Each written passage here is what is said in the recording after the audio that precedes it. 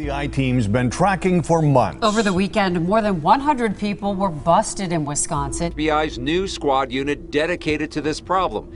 Investigators can't explain why Southeast Wisconsin is so active in the child sex trafficking business. Wisconsin just became the latest battlefield in America's war against child traffickers. 24 arrests, multiple rescued victims. This is a huge win for law enforcement and vulnerable families. ICE isn't just making arrests, they are rescuing children from exploitation and sending a clear message to criminal networks. Trafficking will not be tolerated. And a transnational criminal network completely dismantled. These criminals thought they could exploit children in Wisconsin without consequence. They thought wrong. Here's how ICE and federal partners just proved that American children are protected, no matter where predators try to hide. This operation shows ICE isn't messing around. 24 arrests and rescued children prove that federal agencies will go anywhere, take down entire networks, and protect vulnerable kids. It's a major victory for justice and child safety. Before we continue, be sure to hit the subscribe button, as that fuels all the efforts behind these videos. For decades, Americans have been told that human trafficking is a distant problem, something that happens in major coastal cities or foreign countries. But on September 25, 2025, federal agents shattered that illusion when they conducted a sweeping operation in Manitowoc County, Wisconsin, arresting 24 individuals with ties to a transnational human trafficking and drug trafficking ring. This takedown proves that human trafficking isn't distant, it's here, and ICE isn't waiting around. 24 arrests shows that federal agents are cracking down hard on traffickers hiding in local communities. This wasn't just another immigration enforcement action. It was the culmination of an intelligence-driven investigation sparked by the courage of trafficking victims, many of them children, who found the strength to speak out about their exploitation. Their testimonies led to one of the most coordinated federal responses ever seen in America's heartland, bringing together 6 federal agencies in a synchronized strike against predators who thought they were beyond the reach of justice. The arrest. This is a powerful reminder that victims' voices can drive real change. Federal agencies show that no predator, no matter how organized, can hide from justice when agencies work together. No matter how seemingly insulated from criminal networks, every American town is now under the protective shield of federal agencies determined to eliminate the threat of child trafficking. Federal enforcement just proved that no place is too small or remote for justice. Child traffickers now know they can't hide anywhere in America. Criminal network. With a population of just over 80,000 spread across small towns and rural areas, it represents the quintessential American heartland. Hardworking, family-focused, and traditionally safe from the problems plaguing major urban centers. Yet it was even in the America's heartland, predators think they can operate unnoticed. Federal agents just proved that safety and justice reach every corner of the country. They exploited the inherent openness of rural America, counting on the fact that residents wouldn't expect or look for sophisticated trafficking operations in their midst. Traffickers prey on trust and quiet towns, but ICE and federal partners are showing that no community is too small or too peaceful to be protected. Particularly to Central America. Several of those arrested had previously been deported, including Jose Hilario Moreno Portillo from Honduras, who had been removed from the United States in August 2020, only to return and be arrested for sexual assault of a child in May 2025. This proves traffickers will exploit every loophole to harm children, but federal enforcement can track, apprehend, and stop repeat offenders before more victims are hurt. Hit and run and multiple traffic offenses. The trafficking network established itself by exploiting legitimate economic needs in the community. Manitowoc County is home to more than 100,000 dairy cattle, with farms ranging from small family operations to large commercial enterprises with thousands of animals. The dairy industry's constant need for labor created opportunities for traffickers to place victims in seemingly legitimate work while controlling their movements, earnings, and lives. This illustrates the cold, calculated methods traffickers use to hide in plain sight. But ICE and federal authorities are shutting down these operations and rescuing innocent victims. Even in small rural communities, criminal networks exploit trust and legitimate industries.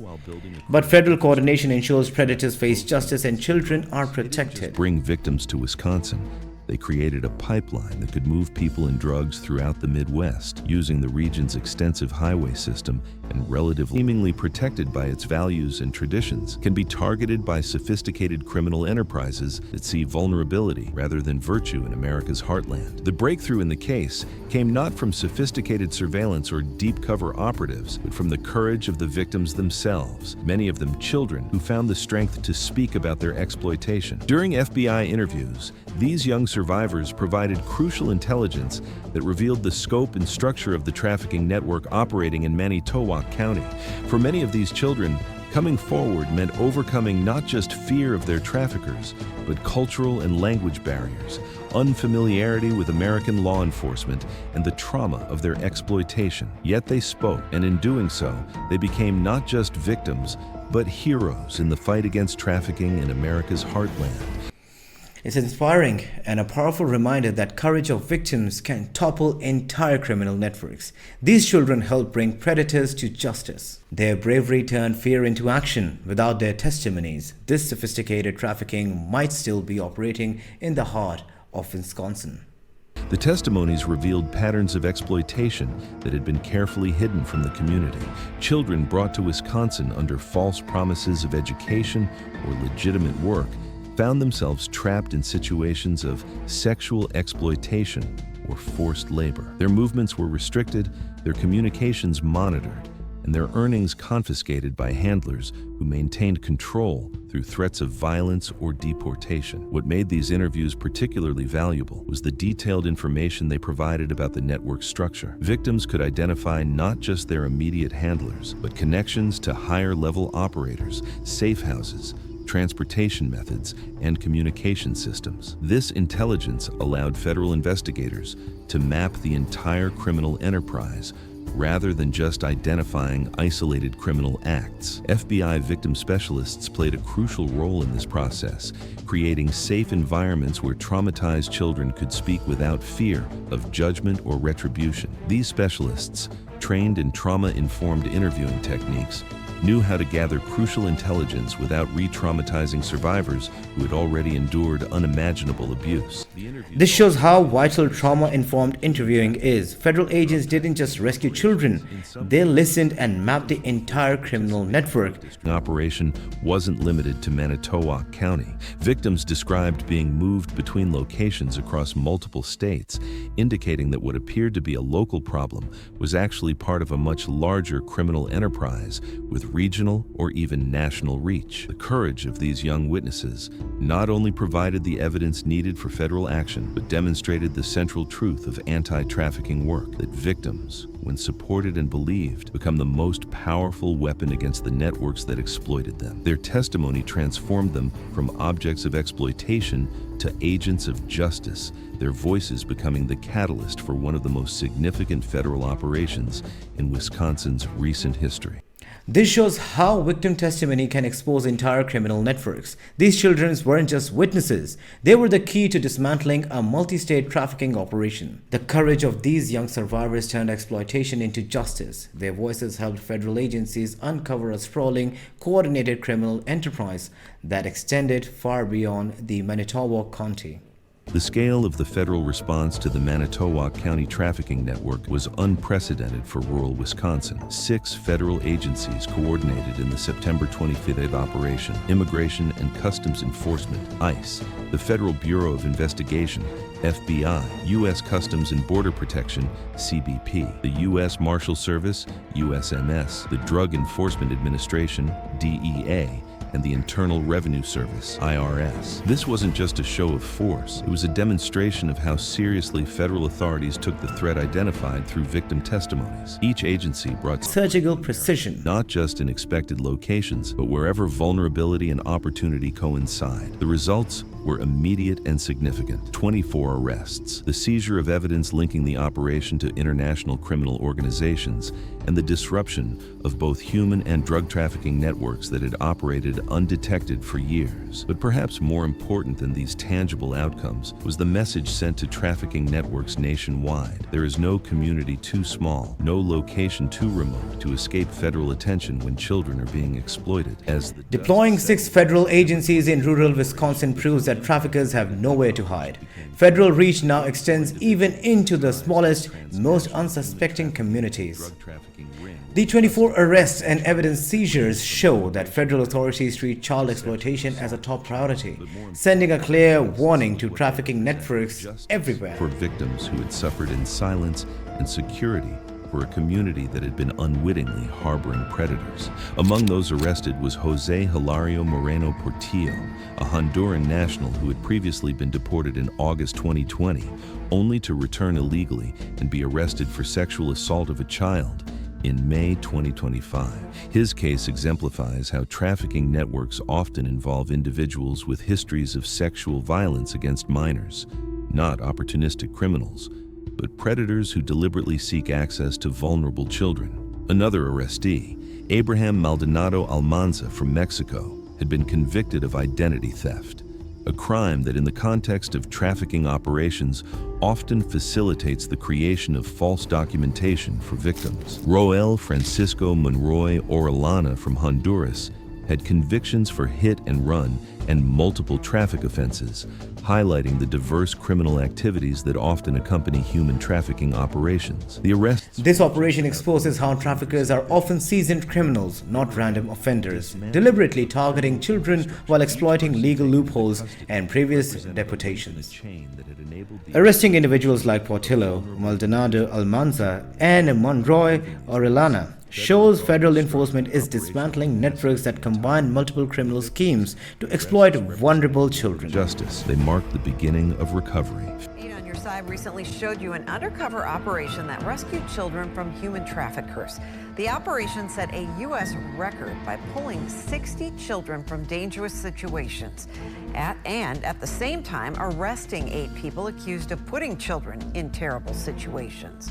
Tonight we take you to the next step of the recovery for these children. News Channel 8's Jeff Patterson joins us. He is live in Tampa with that. Jeff. Taking children out of these terrible situations where some have been sold for sex is an awesome result of this 2-week operation, but it's not the end of the story for many of these children. Some have also been abused, some have become addicted to drugs, and all need help.